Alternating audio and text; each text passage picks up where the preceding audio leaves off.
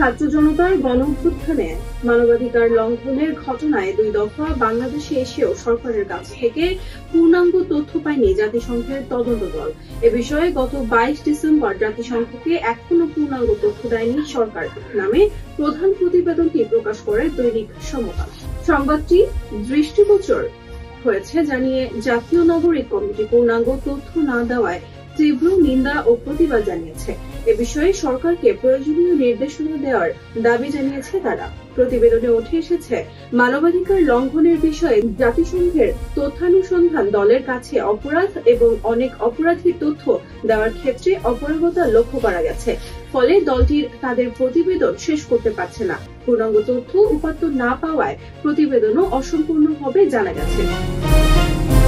মঙ্গলবার বিকেলে জাতীয় নাগরিক কমিটির মুখপাত্র সামান্তা শারমিনের পাঠানো সংবাদ বিজ্ঞপ্তিতে বলা হয়েছে, জাতীয় দৈনিক সমকালে জাতিসংঘকে এখনো পূর্ণাঙ্গ তথ্য দেয়নি সরকার শিরোনামে প্রকাশিত সংবাদটি আমাদের দৃষ্টিগোচর হয়েছে।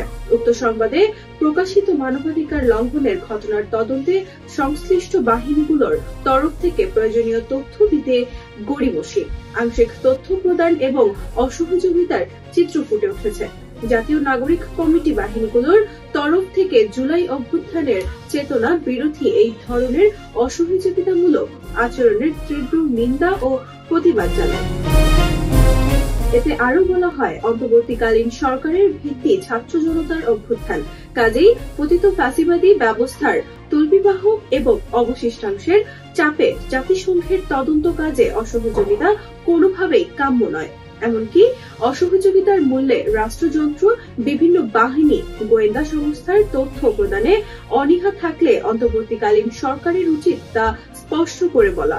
নির্ধারিত নতুন সময়ের মধ্যে জুলাই মাসাকারের ঘটনার পূর্ণাঙ্গ তথ্য জাতিসংঘের নিকট প্রদান করার জন্য অন্তর্বর্তীকালীন সরকারকে জোর দাবি জানায় তারা।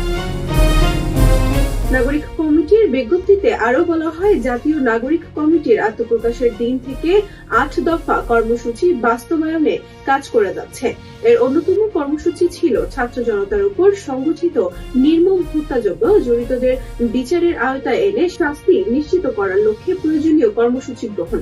জুলাই আগস্টের সত্য উদ্ঘাটিত হলে দেশের ভাবমূর্তি ক্ষুণ্ণ হতে পারে কিংবা আইন শৃঙ্খলা বাহিনীগুলোর বিরুদ্ধে বহির্বিশ্বে সমালোচনা হবে, এমন অগ্রহণযোগ্য যুক্তির ওপর ভিত্তি করে সত্য উদ্ঘাটন প্রক্রিয়াকে ব্যাহত করা অত্যন্ত নিন্দনীয়।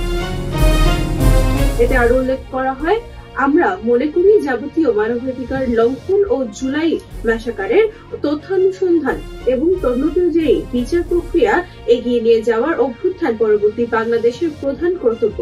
এ বিষয়ে অবিলম্বে সরকারকে প্রয়োজনীয় নির্দেশনা দিতে হবে।